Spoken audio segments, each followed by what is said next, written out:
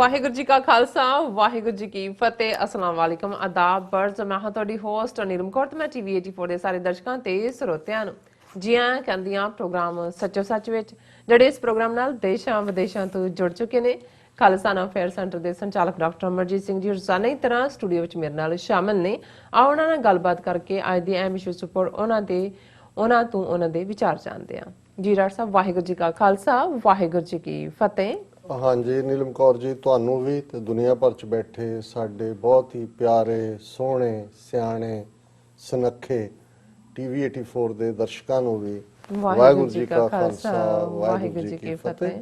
ਤੇ ਸਾਡੇ ਬਹੁਤ ਹੀ ਪਿਆਰੇ ਮੁਸਲਮਾਨ ਭੈਣਾਂ ਭਰਾਵਾਂ ਨੂੰ ਅਸਲਾਮ ਵਾਲੇਕਮ। ਜੀ ਡਾਕਟਰ ਸਾਹਿਬ, ਜੀ ਆਇਆਂ ਨੂੰ ਪ੍ਰੋਗਰਾਮ ਸੱਚੋ ਸੱਚ ਵਿੱਚ। ਬਹੁਤ ਸ਼ੁਕਰੀਆ ਜੀ ਡਾਕਟਰ ਸਾਹਿਬ, ਅੱਜ 30 ਅਕਤੂਬਰ 2020 16 ਕੱਤਕ ਨਾਨਕਸ਼ਾਹੀ ਸੰਮਤ 552 ਦਾ ਦਿਨ ਹੈ। ਤੇ ਡਾਕਟਰ ਸਾਹਿਬ, ਪ੍ਰੋਗਰਾਮ ਸ਼ੁਰੂ ਕਰਨ ਤੋਂ ਪਹਿਲਾਂ ਅਸੀਂ ਆਪਣੇ ਦਰਸ਼ਕਾਂ ਤੇ ਸਰੋਤਿਆਂ ਨੂੰ ਹਮੇਸ਼ਾ ਤਰ੍ਹਾਂ ਦੱਸਦੇ ਵਿਊਅਰਸ, ਜੇ ਤੁਸੀਂ ਹੱਕ ਸੱਚ ਇਨਸਾਫ ਤੇ ਪੈਰਾ ਦਿੰਦਾ ਇੱਕੋ ਇੱਕ ਚੈਨਲ ਟੀਵੀ 84 ਨੂੰ ਦੇਖਣਾ ਚਾਹੁੰਦੇ ਹੋ ਤਾਂ ਤੁਸੀਂ ਦੇਖ ਸਕਦੇ ਹੋ spectrum cable, RCN cable, bell fibe cable Canada, roku, ਚਾਦੂ ਬਾਕਸ, ਸ਼ਾਵਾ, ਫੇਸਬੁੱਕ ਟੀਵੀ 84 ਦੇ ਐਪ ਰਾਹੀਂ online streaming and IP box ਤੇ ਤੁਸੀਂ ਟੀਵੀ 84 ਨੂੰ ਦੇਖ ਸਕਦੇ ਹੋ। ਵਿਊਅਰਸ, ਜੇ ਤੁਸੀਂ ਟੀਵੀ 84 ਨਾਲ ਜਾਂ ਪ੍ਰੋਗਰਾਮ ਸੱਚੋ ਸੱਚ ਨਾਲ ਫੇਸਬੁੱਕ ਰਾਹੀਂ ਜੁੜੇ ਤਾਂ ਇਸ ਨੂੰ ਵੱਧ ਤੋਂ ਵੱਧ ਲਾਈਕ ਕਰੋ ਤੇ ਸ਼ੇਅਰ ਕਰੋ ਅਤੇ ਨਾਲ ਹੀ YouTube ਤੇ ਸਬਸਕ੍ਰਾਈਬ ਵੀ ਕਰੋ। ਇਹ ਵੀ ਦੱਸ ਦਿਓ ਕਿ ਤੁਸੀਂ ਟੀਵੀ 84 ਦੀ ਐਪ ਨੂੰ ਐਂਡਰੋਇਡ ਐਂਡ ਐਪ ਸਟੋਰ ਤੇ ਡਾਊਨਲੋਡ ਕਰਕੇ ਜੋ ਟੀਵੀ 84 ਦੀ ਲਾਈਵ ਸਟ੍ਰੀਮ ਹੈ ਉਸ ਨੂੰ ਤੁਸੀਂ 24 ਆਵਰਸ ਦੇਖ ਸਕਦੇ ਹੋ। ਵਿਊਅਰਸ, ਹੁਣ ਅਸੀਂ ਆਪਣੇ ਪ੍ਰੋਗਰਾਮ ਦੀ ਸ਼ੁਰੂਆਤ ਕਰਨ ਜਾ ਰਹੇ ਹਾਂ। ਇਸ ਹਫਤੇ ਦਾ ਐਂਡ ਵਾਲਾ ਪ੍ਰੋਗਰਾਮ ਕਰਨ ਜਾ ਰਹੇ ਹਾਂ। ਸੋ ਆਸ ਕਰਦੇ ਹਾਂ, ਦੁਆ ਕਰਦੇ ਹਾਂ, ਰੱਬ ਅੱਗੇ ਅਰਦਾਸ ਕਰਦੇ ਹਾਂ ਕਿ ਤੁਹਾਡਾ ਜਿਹੜਾ ਵੀਕਐਂਡ ਹੈ ਬਹੁਤ ਹੀ ਵਧੀਆ ਗੁਜ਼ਰੇ। ਸੋ ਤੇ ਤੁਸੀਂ ਨਾਲ ਹੀ ਸਾਡੇ ਨਾਲ ਇਸੇ ਤਰ੍ਹਾਂ ਹੀ ਜੁੜੇ ਰਹੋ, ਜਿਉਂਦੇ ਰਹੋ, ਹੱਸਦੇ ਰਹੋ, ਵਸਦੇ ਰਹੋ। ਟੀਵੀ 84 ਦੇ ਨਾਲ ਹੀ ਇਸੇ ਤਰ੍ਹਾਂ ਹੀ ਜੁੜੇ ਰਹੋ। ਸੋ ਪ੍ਰੋਗਰਾਮ ਦੇ ਸ਼ੁਰੂ ਵਿੱਚ ਜਿਸ ਤਰ੍ਹਾਂ ਕਿ ਇਹ ਧਾਰਨਾ ਹੈ ਕਿ ਸੂਰਾ ਸੋ ਪਹਿਚਾਨੀਏ ਜੋ ਲਰੇ ਦੀਨ ਕੇ ਹੇਤ, ਪੁਰਜ਼ਾ ਪੁਰਜ਼ਾ ਘਟ ਮਰੇ ਕਬੂ ਨਾ ਛਾੜੇ ਖੇਤ। ਸੋ ਵਿਊਅਰਸ, ਜਿਸ ਤਰ੍ਹਾਂ ਕਿ ਅੱਜ ਜਦੋਂ ਅਸੀਂ ਇਹ ਪ੍ਰੋਗਰਾਮ ਕਰ ਰਹੇ ਹਾਂ, ਸੋ ਸਾਊਥ ਏਸ਼ੀਆ ਦੇ ਵਿੱਚ 31 ਅਕਤੂਬਰ ਦੀ ਜਿਹੜੀ ਸਵੇਰ ਹੈ ਉਹ ਹੋ ਚੁੱਕੀ ਹੈ। ਔਰ ਵਿਊਅਰਸ, ਇਹ ਉਹ ਮੁਬਾਰਕ ਦਿਨ ਹੈ ਜਿਸ ਦਿਨ ਸਿੱਖ ਕੌਮ ਦੇ ਦੋ ਮਾਣ ਮੱਤੇ ਸੂਰਮਿਆਂ ਸ਼ਹੀਦ ਭਾਈ ਬੇਅੰਤ ਸਿੰਘ, ਸ਼ਹੀਦ ਭਾਈ ਸਤਵੰਤ ਸਿੰਘ ਹੋਰਾਂ ਨੇ ਠੀਕ 36 ਸਾਲ ਪਹਿਲਾਂ ਜੂਨ 84 ਦੇ ਘੱਲੂਘਾਰੇ ਲਈ ਜ਼ਿੰਮੇਵਾਰ ਇੰਦਰਾ ਗਾਂਧੀ ਨੂੰ ਉਸ ਦੇ ਕੀਤੇ ਦੀ ਜਿਹੜੀ ਸਜ਼ਾ ਹੈ ਉਹ ਦਿੱਤੀ ਸੀ। ਸੋ ਸ਼ਹੀਦ ਭਾਈ ਬੇਅੰਤ ਸਿੰਘ ਨੂੰ ਮੌਕੇ ਤੇ ਹੀ ਸ਼ਹੀਦ ਕਰ ਦਿੱਤਾ ਗਿਆ ਸੀ ਅਤੇ ਸ਼ਹੀਦ ਭਾਈ ਸਤਵੰਤ ਸਿੰਘ ਤੇ ਭਾਈ ਕੇਰ ਸਿੰਘ ਨੂੰ 6 ਜਨਵਰੀ 1999 ਨੂੰ ਦਿੱਲੀ ਦੀ ਜਿਹੜੀ ਤਿਹਾੜ ਜੇਲ੍ਹ ਹੈ ਜੇਲ੍ਹ ਵਿੱਚ ਉਹਨਾਂ ਨੂੰ ਫਾਂਸੀ ਦੇ ਦਿੱਤੀ ਗਈ ਸੀ। ਸੋ ਅੱਜ ਦਾ ਵਿਊਅਰਸ ਜਿਹੜਾ ਇਹ ਪ੍ਰੋਗਰਾਮ ਹੈ ਇਹਨਾਂ ਸ਼ਹੀਦਾਂ ਦੀ ਯਾਦ ਨੂੰ ਹੀ ਸਮਰਪਿਤ ਹੋਏਗਾ। ਸ਼ਹੀਦ ਭਾਈ ਬੇਅੰਤ ਸਿੰਘ, ਸ਼ਹੀਦ ਭਾਈ ਸਤਵੰਤ ਸਿੰਘ, ਸ਼ਹੀਦ ਭਾਈ ਕੇਰ ਸਿੰਘ ਤੇ ਅਲੋਕਾਰ ਸੁਹਾਗਣ ਬੀਬੀ ਸੁਰਿੰਦਰ ਕੌਰ ਦੇ ਨਾਮ ਤੇ ਉਹਨਾਂ ਦੀ ਯਾਦ ਤੇ ਹੀ ਸਮਰਪਿਤ ਹੈ। ਸੋ ਇਸ ਬਾਰੇ ਆਪਾਂ ਵਿਚਾਰ ਚਰਚਾ ਕਰਨ ਜਾ ਰਹੇ ਹਾਂ। ਸੋ ਅਸੀਂ ਚਾਹਾਂਗੇ ਕਿ ਤੁਸੀਂ ਸਾਡੇ ਨਾਲ ਸਟਾਰਟਿੰਗ ਤੋਂ ਲੈ ਕੇ ਐਂਡ ਤੱਕ ਇਸੇ ਤਰ੍ਹਾਂ ਹੀ ਬਣੇ ਰਹਿਣਾ। ਦੇਖਣ ਸੁਣਨ ਲਈ ਤੁਹਾਡਾ ਸਭ ਦਾ ਬਹੁਤ ਬਹੁਤ ਸ਼ੁਕਰੀਆ। ਜੀ ਡਾਕਟਰ ਸਾਹਿਬ, ਕੀ ਵਿਚਾਰ ਨੇ? ਦੇਖੋ, ਤੁਸੀਂ ਬਿਲਕੁਲ ਠੀਕ ਸ਼ੁਰੂਆਤ ਕੀਤੀ ਜੀ।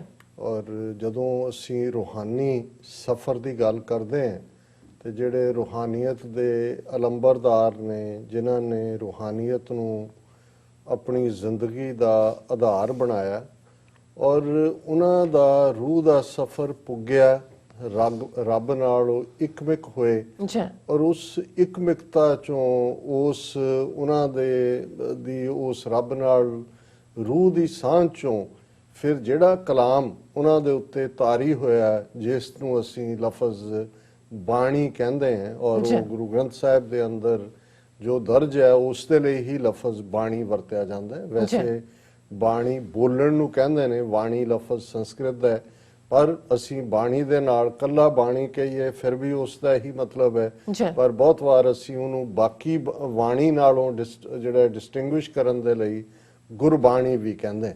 ਔਰ ਜਿਹੜਾ ਤੁਸੀਂ ਕਪਲੇਟ ਪੜ੍ਹਿਆ, ਇਹ ਬਾਬਾ ਕਬੀਰ ਸਾਹਿਬ ਜਿਨ੍ਹਾਂ ਦਾ ਕਲਾਮ ਅਸੀਂ ਰੋਜ਼ਾਨਾ ਪ੍ਰੋਗਰਾਮ ਦੇ ਐਂਡ 'ਚ ਉਹਨਾਂ ਦੇ ਸ਼ਲੋਕ ਡਿਸਕਸ ਵੀ ਕਰਦੇ ਹਾਂ। ਔਰ ਉਹਨਾਂ ਨੇ ਬੇਸ਼ੱਕ ਗੱਲ ਰੂਹਾਨੀਅਤ ਦੇ ਵਿੱਚ ਉਹ ਪੁੱਗੇ ਹੋਏ ਅੱਠੇ ਪੈਰ ਰੱਬ ਦੀ ਯਾਦ ਵਿੱਚ ਜੁੜੇ ਹੋਏ, ਪਰ ਜਿਹੜੇ ਰੱਬ ਦੇ ਬੰਦੇ ਹੁੰਦੇ ਨੇ ਉਹ ਇਸ ਧਰਤੀ ਦੇ ਉੱਤੇ ਜੇ ਬੇਇਨਸਾਫੀ ਹੋ ਰਹੀ ਹੈ ਤੇ ਉਸ ਨੂੰ ਨਹੀਂ ਜਰਦੇ, ਜੇ ਕੂੜ ਔਰ ਝੂਠ ਦਾ ਵਰਤਾਰਾ ਹੈ ਉਹ ਉਸ ਨੂੰ ਵੀ ਚੈਲੰਜ ਕਰਦੇ ਨੇ। ਔਰ ਇਹ ਪੂਰਾ ਸ਼ਬਦ ਕਬੀਰ ਸਾਹਿਬ ਦਾ ਹੈ, ਗਗਨ ਦਮਾਮਾ ਬਾਜਿਓ, ਪਰਿਓ ਨਿਸ਼ਾਨੈ ਘਾਓ, ਖੇਤ ਜੋ ਮਾਂਡਿਓ ਸੂਰਮਾ, ਅਬ ਜੂਝਣ ਕੋ ਦਾਓ, ਸੂਰਾ ਸੋ ਪਹਿਚਾਨੀਐ, ਜੋ ਲਰੈ ਦੀਨ ਕੇ ਹੇਤ, ਪੁਰਜ਼ਾ ਪੁਰਜ਼ਾ ਕੱਟ ਮਰੈ, ਕਬਹੂ ਨਾ ਛਾੜੈ ਖੇਤ। ਕਿ ਜ਼ਾਹਰ ਹੈ ਕਿ ਜਦੋਂ ਜੰਗ ਦਾ ਐਲਾਨ ਹੁੰਦਾ ਹੈ ਤੇ ਦਮਾਮਾ ਵੱਡੇ ਡਰਮ ਨੂੰ ਕਹਿੰਦੇ ਨੇ ਕਿ ਵੀ ਜ਼ੋਰ ਦੀ ਉਸ ਨੂੰ ਨਗਾਰੇ ਨੂੰ ਦਮਾਮੇ ਨੂੰ ਵਜਾਇਆ ਜਾਂਦਾ ਹੈ। ਜਿਸ ਨਗਾਰੇ ਤੇ ਝੋਟ ਉਹਨੂੰ ਹੀ ਕਹਿੰਦੇ ਨੇ ਜਿਹੜਾ ਜਿਹਦੇ ਨਾਲ ਉਹਨੂੰ ਹਿੱਟ ਕੀਤਾ ਜਾਂਦਾ ਹੈ। ਕਿ ਜਦੋਂ ਉਹਨੂੰ ਹਿੱਟ ਕੀਤਾ ਔਰ ਅਸਮਾਨਾਂ ਤੱਕ ਉਸ ਦੀ ਆਵਾਜ਼ ਗਈ, ਕਿਉਂਕਿ ਚੋਟ ਜਿਹੜੀ ਹੈ ਉਹ ਟਿਕਾਣੇ ਤੇ ਪਈ, ਔਰ ਉਸ ਦਾ ਨਤੀਜਾ ਖੇਤ ਜੋ ਮਾਂਡਿਓ ਸੂਰਮਾ, ਅਬ ਜੂਝਣ ਕੋ ਦਾਓ। ਕਿ ਜਿਉਂ ਹੀ ਸੱਚ ਹੱਕ ਇਨਸਾਫ ਦੀ ਜੰਗ ਦਾ ਦਮਾਮਾ ਨਗਾਰਾ ਵੱਜਿਆ, ਜਿਹੜੇ ਇਸ ਰਸਤੇ ਦੇ ਪਾਂਧੀ ਨੇ ਸੱਚ ਹੱਕ ਇਨਸਾਫ ਦੇ, ਉਹ ਮੈਦਾਨ ਦੇ ਵਿੱਚ ਉਤਰੇ। ਖੇਤ ਜੋ ਮਾਂਡਿਓ ਸੂਰਮਾ, ਅਬ ਜੂਝਣ ਕੋ ਦਾਓ। ਕਿ ਹੁਣ ਉਹਨਾਂ ਦੇ ਲਈ ਸਿਰਫ ਤੇ ਸਿਰਫ ਸੱਚ ਲਈ ਜੂਝਣਾ, ਇਹ ਉਹਨਾਂ ਦੇ ਹਿੱਸੇ ਆਇਆ। ਉਸ ਦਾ ਨਤੀਜਾ ਕੀ ਹੋਏਗਾ, ਕੂੜ ਦਾ ਅੰਤ ਕਦੋਂ ਹੋਏਗਾ, ਜ਼ੁਲਮੀ ਰਾਜ ਦਾ ਖਾਤਮਾ ਕਦੋਂ ਹੋਏਗਾ, ਇਹ ਰੱਬ ਦਾ ਮਹਿਕਮਾ ਹੈ, ਇਹ ਰੱਬ ਦਾ ਕੰਮ ਹੈ। ਰੱਬ ਦੇ ਬੰਦਿਆਂ ਦਾ ਕੰਮ ਹੈ ਕਿ ਉਹਨਾਂ ਨੇ ਝੂਠ ਨੂੰ ਵੰਗਾਰਨਾ। ਤੇ ਜਦੋਂ ਇਸ ਰਸਤੇ ਤੇ ਉਹ ਤੁਰ ਪਏ, ਸੂਰਾ ਸੋ ਪਹਿਚਾਨੀ ਹੈ, ਜੋ ਲਰੈ ਦੀਨ ਕੇ ਹੇਤ। ਹੁਣ ਹਥਿਆਰ ਬਹੁਤ ਸਾਰੇ ਲੋਕ ਇਸਤੇਮਾਲ ਕਰਦੇ ਨੇ, ਕਬਜ਼ਾ ਕਰਨ ਲਈ ਵੀ ਹਥਿਆਰ ਦਾ ਇਸਤੇਮਾਲ ਕੀਤਾ ਜਾਂਦਾ ਹੈ, ਬਦਲਾ ਲੈਣ ਲਈ ਵੀ ਕੀਤਾ ਜਾਂਦਾ ਹੈ, ਕਿਸੇ ਦੇ ਹੱਕਾਂ ਨੂੰ ਖੋਹਣ ਲਈ ਵੀ ਕੀਤਾ ਜਾਂਦਾ ਹੈ। ਲੇਕਿਨ ਕਬੀਰ ਸਾਹਿਬ ਇਹ ਯਾਦ ਦਹਾਨੀ ਕਰਵਾਉਂਦੇ ਨੇ ਕਿ ਭਾਈ ਉਹੀ ਸੂਰਬੀਰ, ਬਹਾਦਰ, ਯੋਧਾ, ਵਾਰੀਅਰ, ਸੰਤ ਸਿਪਾਹੀ, ਟਰੂਥਫੁਲ ਸੋਲਜਰ ਕਹਾਣ ਦਾ ਹੱਕਦਾਰ ਹੈ, ਜੋ ਲਰੈ ਦੀਨ ਕੇ ਹੇਤ। ਕਿ ਜਿਹੜਾ ਦੀਨ ਦੀ ਖਾਤਰ, ਹੁਣ ਦੀਨ ਸਾਦਾ ਜ਼ਬਾਨ ਚ ਮਜ਼ਹਬ ਵੀ ਹੈ, ਪਰ ਦੀਨ ਜਦੋਂ ਅਸੀਂ ਕਹਿੰਦੇ ਹਾਂ ਕਿ ਭਾਈ ਇਹ ਦੀਨ ਦੁਨੀਆ, ਹੁਣ ਇਹ ਦੋਵਾਂ ਦੇ ਵਿੱਚ ਵੀ ਉਹਨੂੰ ਡਿਸਟਿੰਗੁਇਸ਼ ਕੀਤਾ ਜਾਂਦਾ ਹੈ। ਤੇ ਇੱਕ ਉਹ ਹੈ ਕਿ ਦੀਨਾ ਅਨਾਥਾਂ ਜਾਂ ਗਰੀਬਾਂ ਅਨਾਥਾਂ ਤੇਰਾ ਮਨ ਹੈ। ਜਦੋਂ ਅਸੀਂ ਗਰੀਬ ਔਰ ਅਨਾਥ ਲਫ਼ਜ਼ ਕਹਿੰਦੇ ਹਾਂ, ਜਾਂ ਅਸੀਂ ਕਹਿੰਦੇ ਹਾਂ ਜੀ ਕਿ ਇਹ ਤਾਂ ਰੱਬ ਲਈ ਅਸੀਂ ਇੱਕ ਲਫ਼ਜ਼ ਯੂਜ਼ ਕਰਦੇ ਹਾਂ, ਦੀਨ ਦਿਆਲ, ਕਿ ਉਹ ਦੀਨਾਂ ਦੇ ਉੱਤੇ ਦਇਆ ਕਰਨ ਵਾਲਾ ਹੈ, ਉਹ ਮਰਸੀ ਕਰਦਾ ਹੈ। ਦੀਨ ਜਿਹੜਾ ਬਿਲਕੁਲ ਡਿਪਰਾਈਵਡ ਹੈ, ਹੈਵ ਨਾਟ ਹੈ, ਜਿਸ ਦੇ ਹੱਕ ਖੋਏ ਹੋਏ ਨੇ, ਜਿਹਦੇ ਕੋਲ ਸਾਧਨ ਨਹੀਂ ਨੇ, ਤੇ ਕਬੀਰ ਸਾਹਿਬ ਕਹਿੰਦੇ ਨੇ ਕਿ ਜਿਹੜਾ ਉਹਨਾਂ ਦੇ ਲਈ ਜਿਹੜੇ ਵੌਇਸਲੈਸ ਨੇ, ਉਹਨਾਂ ਦੇ ਲਈ ਜਿਹੜੀਆਂ ਅਨਹਰਡ ਵੌਇਸਸ ਨੇ, ਬਿਲਕੁਲ ਉਹਨਾਂ ਦੇ ਲਈ ਜਿਹੜੇ ਜ਼ੁਲਮ ਨੂੰ ਵੰਗਾਰ ਰਹੇ ਨੇ, ਇੱਕ ਪਾਸੇ ਹਕੂਮਤ ਆਪਣੀ ਪੂਰੀ ਤਾਕਤ ਦੇ ਨਾਲ ਹੈ ਔਰ ਉਹ ਸਮਝਦੀ ਹੈ, ਜਿਹਨੂੰ ਗੁਰੂ ਨਾਨਕ ਸਾਹਿਬ ਨੇ ਯਾਦ ਦਹਾਨੀ ਕਰਵਾਈ ਸੀ ਕਿ ਜਦੋਂ ਇਸ ਕਿਸਮ ਦੇ ਰਾਜੇ ਹੋ ਜਾਣ, ਇਸ ਕਿਸਮ ਦੀਆਂ ਹਕੂਮਤਾਂ ਹੋ ਜਾਣ ਕਿ ਰਾਜੇ ਸ਼ੀਂ ਮੁਕੱਦਮ ਕੁੱਤੇ, ਜਾਏ ਜਗਾਇਨ ਬੈਠੇ ਸੁੱਤੇ, ਚਾਕਰ ਨਹਿੰਦਾ ਪਾਇਨ ਘਾਓ, ਰਤ ਪਿੱਤ ਕੁੱਤਿਓ ਚੱਟ ਜਾਓ।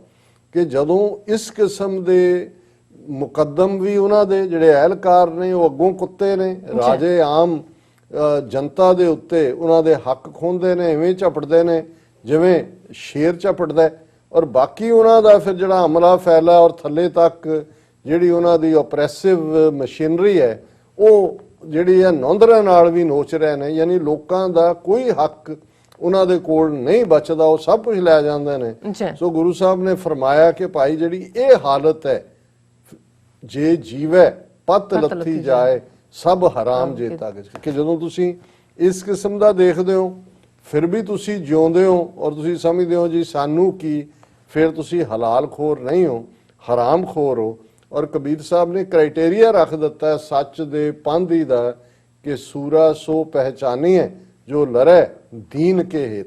ਕਿ ਤੁਸੀਂ ਦੀਨ ਦੀ ਖਾਤਰ ਲੜਨ ਦੇ ਲਈ ਮੈਦਾਨ ਦੇ ਵਿੱਚ ਉਤਰੇ, ਤੇ ਇੱਕ ਵਾਰ ਜਦੋਂ ਤੁਸੀਂ ਇਸ ਰਸਤੇ ਤੇ ਆ ਗਏ, ਪੁਰਜ਼ਾ ਪੁਰਜ਼ਾ ਕੱਟ ਮਰੇ, ਕਬੂ ਨਾ ਛਾੜੇ ਖੇਤ। ਹੁਣ ਇਹ ਕੱਲੀ ਬੈਟਲ ਗਰਾਊਂਡ ਦੀ ਗੱਲ ਨਹੀਂ ਹੈ ਕਿ ਜੰਗ ਦੇ ਮੈਦਾਨ 'ਚ ਤੁਸੀਂ ਪਿੱਠ ਨਹੀਂ ਦਿਖਾਣੀ, ਉਹ ਤਾਂ ਪੁਰਜ਼ਾ ਪੁਰਜ਼ਾ ਹੋ ਜਾਏ, ਟੁਕੜੇ ਟੁਕੜੇ ਹੋ ਜਾਏ, ਪਰ ਤੁਸੀਂ ਅੱਗੇ ਵਧਣਾ। ਗੋਲੀ ਤੁਹਾਡੀ ਹਿੱਕ 'ਚ ਲੱਗਣੀ ਚਾਹੀਦੀ ਹੈ, ਪਿੱਠ ਤੇ ਨਹੀਂ।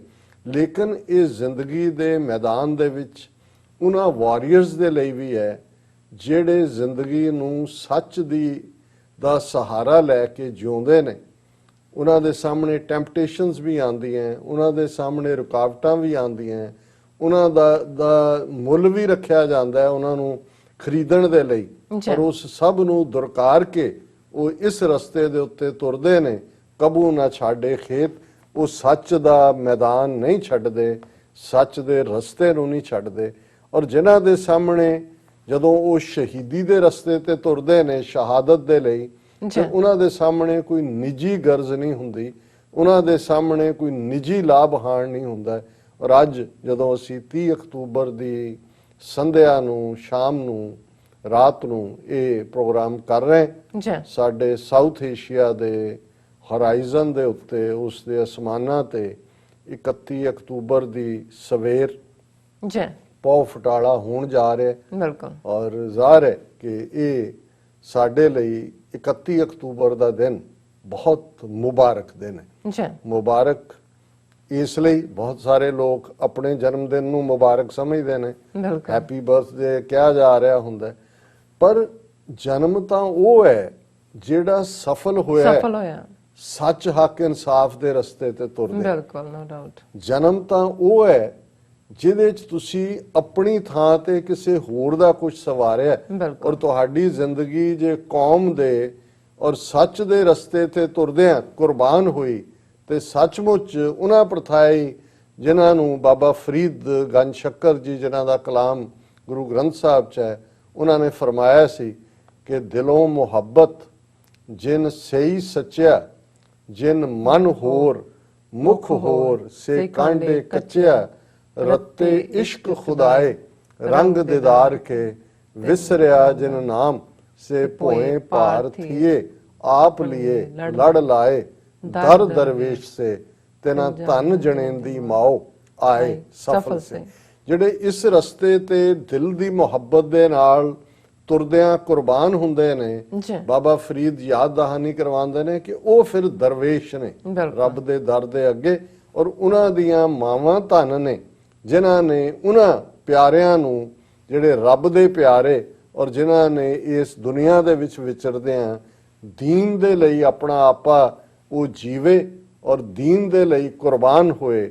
ਅੱਜ ਜਦੋਂ ਅਸੀਂ ਇਸ 31 ਅਕਤੂਬਰ ਦੀ ਸਵੇਰ ਦਾ ਜ਼ਿਕਰ ਕਰ ਰਹੇ, ਤੇ ਸਾਡੇ ਮਨ ਦੀਆਂ ਅੱਖਾਂ ਸਾਹਮਣੇ 36 ਵਰੇ ਪਹਿਲਾਂ ਦਾ ਉਹ ਨਜ਼ਾਰਾ, ਜਦੋਂ ਕਿ ਇਹਨਾਂ ਕੌਮ ਦੇ ਮਹਾਨ ਯੋਧਿਆਂ ਨੇ, ਸਿਰਲੱਥ ਸੂਰਮਿਆਂ ਨੇ, ਸ਼ਹੀਦ ਭਾਈ ਬੇਅੰਤ ਸਿੰਘ, ਸ਼ਹੀਦ ਭਾਈ ਸਤਵੰਤ ਸਿੰਘ, ਉਹਨਾਂ ਨੇ ਉਸ ਵੇਲੇ ਦੀ ਦੁਰਗਾ ਮਾਂ, ਜਿਸ ਨੇ ਜਿਹੜੀ ਸੱਚਮੁੱਚ ਇੱਕ ਭੂਤਣੀ ਹੋ ਚੁੱਕੀ ਸੀ, ਕਿਉਂਕਿ ਜਦੋਂ ਅਸੀਂ ਇੱਥੋਂ ਦੇ 31 ਅਕਤੂਬਰ ਦੀ ਗੱਲ ਕਰਾਂਗੇ, ਵੈਸਟਰਨ ਵਰਲਡ ਆਲ ਘੋਸਟਸ ਡੇ, ਭੂਤਾਂ ਭੂਤਨੀਆਂ ਦਾ ਦਿਨ। ਔਰ ਕੱਲ ਤੁਸੀਂ ਦੇਖੋਗੇ, ਬੇਸ਼ੱਕ ਹੁਣ ਸੜਕਾਂ ਤੇ ਉਵੇਂ ਤਾਂ ਰੌਣਕਾਂ ਨਹੀਂ ਨੇ, ਪਰ ਰੰਗ ਬਰੰਗੇ ਔਰ ਚਿਹਰਿਆਂ ਦੇ ਉੱਤੇ ਕੋਈ ਭੂਤ ਦਾ ਮਾਸਕ ਪਾਈ ਹੈ, ਕੋਈ ਭੂਤਨੀ ਦਾ ਅੱਡ-ਅੱਡ ਕਸਟਿਊਮਸ ਉਹਦੇ ਨਾਲ ਕੀਤਾ ਜਾਂਦਾ ਹੈ। ਔਰ ਜ਼ਾਹਰ ਹੈ ਕ੍ਰਿਸਚੀਅਨਿਟੀ ਦੇ ਵਿੱਚ ਵੀ ਇੱਕ ਜ਼ਮਾਨਾ ਸੀ, ਉਹਨਾਂ ਦੇ ਜਿੰਨੇ ਇੱਕ ਜਾਂਦੇ ਵੀ ਸੀ ਜਿਹੜੇ ਦੁਨੀਆ ਦੇ ਵਿੱਚ ਮਿਸ਼ਨਰੀ, ਔਰ ਜਿਹਨੂੰ ਜਿਹੜਾ ਉਹ ਪ੍ਰੋਸੈਲਿਟਾਈਜ਼ ਕਰਨਾ ਕਹਿੰਦੇ ਨੇ, ਕਨਵਰਜਨ ਦੇ ਲਈ ਜਾਂ ਕ੍ਰਾਈਸਟ ਦਾ ਮੈਸੇਜ ਦੇਣ ਦੇ ਲਈ, ਉਹ ਫਿਰ ਇਸ ਕਿਸਮ ਦਾ ਵੀ ਸਹਾਰਾ ਲੈਂਦੇ ਸੀ ਕਿ ਭਾਈ ਇਹ ਭੂਤ ਨੇ, ਘੋਸਟ ਨੇ, ਉਹਨੂੰ ਕੱਢਣਾ ਹੈ, ਜਾਂ ਜਿਹਨੂੰ ਐਗਜ਼ੌਰਸ਼ਨ ਕਹਿੰਦੇ ਨੇ। ਔਰ ਉਸ ਦੇ ਲਈ ਫਿਰ ਉਹਨਾਂ ਨੇ ਇਸ ਦਿਨ ਦੀ ਸ਼ੁਰੂਆਤ ਤਾਂ ਇੱਥੋਂ ਹੀ ਹੋਈ, ਲੇਕਿਨ ਹੌਲੀ ਹੌਲੀ ਉਹਨਾਂ ਨੇ ਕਿਹਾ ਭਾਈ ਸਾਰੇ ਭੂਤ ਕੱਢਣ ਲਈ ਇੱਕੋ ਹੀ ਦਿਨ ਰੱਖ ਲਓ, ਇਹਨੂੰ ਔਰ ਘੋਸਟ ਡੇ ਕਿਹਾ ਜਾਂਦਾ ਸੀ। ਹੁਣ ਤਾਂ ਚਲੋ ਇਹ ਫਨੀ ਹੈ, ਬੱਚੇ ਅੱਡ-ਅੱਡ ਰੂਪਾਂ ਦੇ ਵਿੱਚ ਖਾਸ ਤੌਰ ਤੇ ਆਪਣੇ ਆਪ ਨੂੰ ਉਹ ਫਿਰ ਫੋਟੋਆਂ ਲੈ ਕੇ ਰੱਖ ਲੈਂਦੇ ਨੇ ਕਿ ਜੀ ਮੈਂ ਇਹ ਬਣ ਗਿਆ, ਮੈਂ ਉਹ ਬਣ ਗਿਆ। ਪਰ ਇਹਦੀ ਇੱਕ ਸਿੰਬੋਲਿਜ਼ਮ ਸਾਡੇ ਲਈ ਇਹ ਹੈ ਕਿ ਹੁਣ ਭੂਤ ਜਾਂ ਭੂਤਨੀ ਜਾਂ ਘੋਸਟ ਜਾਂ ਵੈਂਪਾਇਰ, ਇਹ ਸਾਰੇ ਲਫ਼ਜ਼ ਕੀ ਨੇ? ਉਹ ਤਾਕਤਾਂ ਜਾਂ ਉਹ ਜਿਨਾਤ ਜਿਨ੍ਹਾਂ ਦੇ ਲਈ ਇਸਲਾਮਿਕ ਟਰਮੀਨੋਲੋਜੀ ਹੈ, ਜਿਹੜੇ ਆਮ ਲੋਕਾਂ ਨੂੰ ਦੁਖੀ ਕਰਦੇ ਨੇ, ਉਹਨਾਂ ਦਾ ਖੂਨ ਪੀਂਦੇ ਨੇ, ਉਹਨਾਂ ਦੀ ਜ਼ਿੰਦਗੀ ਦੇ ਵਿੱਚ ਉਹ ਇੰਟਰਫੀਅਰ ਕਰਦੇ ਨੇ, ਉਹਨਾਂ ਨੂੰ ਜਿਹੜਾ ਉਹ ਨਾਰਮਲ ਲਾਈਫ ਨਹੀਂ ਜਿਉਣ ਦਿੰਦੇ, ਉਹੀ ਵੈਂਪਾਇਰ ਨੇ, ਉਹੀ ਜਿਹੜੇ ਨੇ ਜਿਨਾਤ ਨੇ, ਉਹੀ ਘੋਸਟ ਨੇ।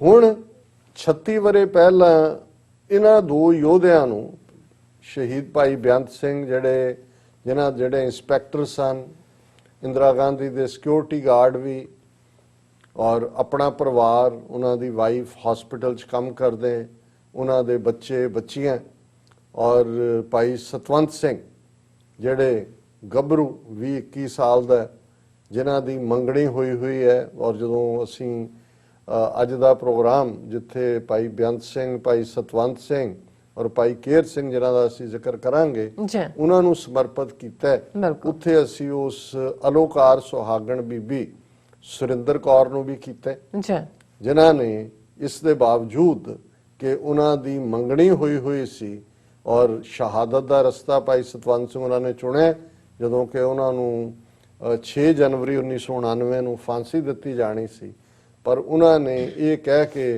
ਦੁਬਾਰਾ ਜਿਹੜਾ ਕਿਸੇ ਨਾਲ ਵਿਆਹ ਕਰਾਉਣ ਤੋਂ ਇਨਕਾਰ ਕਰ ਦਿੱਤਾ ਕਿ ਭਾਈ ਮੇਰੀ ਮੰਗਣੀ, ਮੇਰੀ ਅਰਦਾਸ ਸਤਵੰਤ ਸਿੰਘ ਨਾਲ ਹੋਈ ਹੈ, ਇਹੀ ਮੇਰਾ ਪਤੀ ਹੈ।